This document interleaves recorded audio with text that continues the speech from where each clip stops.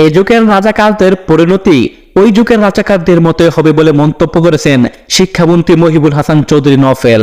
সোমবার 15 জুলাই দুপুরে নিজের ভেরিফাইড ফেসবুক পেজে দেওয়া স্ট্যাটাসে তিনি একথা উল্লেখ করেছেন। শিক্ষামন্ত্রী লিখেছেন, শান্তিপূর্ণভাবে কোটা ব্যবস্থার সংস্কার নিয়ে অনেকেই পক্ষে বিপক্ষে আলোচনা করেছে, আন্দোলন করেছে। এটি অবশ্যই নাগরিক অধিকার, এ ব্যাপারে কারো কোনো দ্বিমত নেই।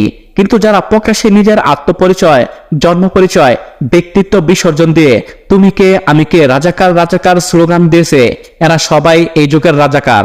তিনি আরো লেখেন, এরা রাষ্ট্র মানে না, আদালত মানে না, ইতিহাস মানে না এবং সর্বোপরি এ দেশকেই মানে না।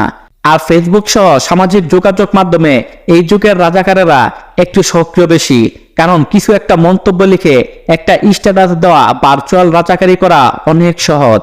দেশের বিভিন্ন সময়ে স্বাধীনতা বিরোধী ছিল বোঝাতে ভোটের হার তুলে ধরে মহিবুল হাসান চৌধুরী লিখেছেন, রাজাকার আগেও ছিল এবং এর ধারাবাহিকতা এখনো আছে।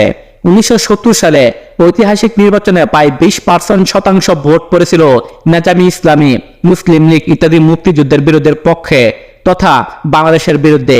এই 20%-এর অর্ধেক 10% ধরে আজকের 16 কোটি মানুষের সঙ্গে মেলালে আসবে 1.6 কোটি।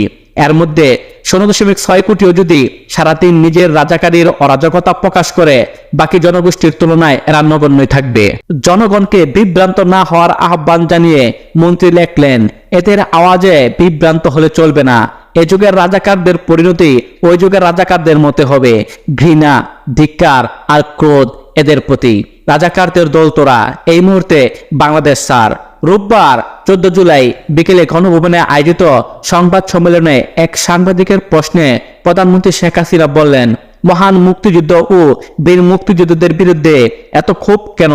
মুক্তিযোদ্ধার নাতি নাতনিরা কোটা পাবে না, তাহলে কি রাজাকারের নাতিরা কোটা পাবে?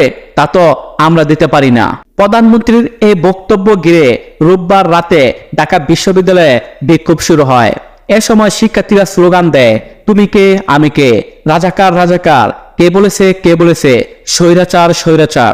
ঢাকা বিশ্ববিদ্যালয়ে বিক্ষোভের খবর ছড়িয়ে পড়লে বুয়েট, জগন্নাথ, জাহাঙ্গীরনগর, রাজশাহী, চট্টগ্রাম বিশ্ববিদ্যালয়েও রাতে একই স্লোগান দিয়ে বিক্ষোভ মিছিল করছে কোটা সংস্কারের দাবিতে আন্দোলনরতরা।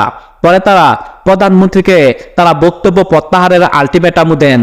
এরপর সরকারের মন্ত্রী, এমপি এবং ক্ষমতাসীন দলের নেতারা এই ইস্যুতে বিভিন্ন মন্তব্য করেছেন।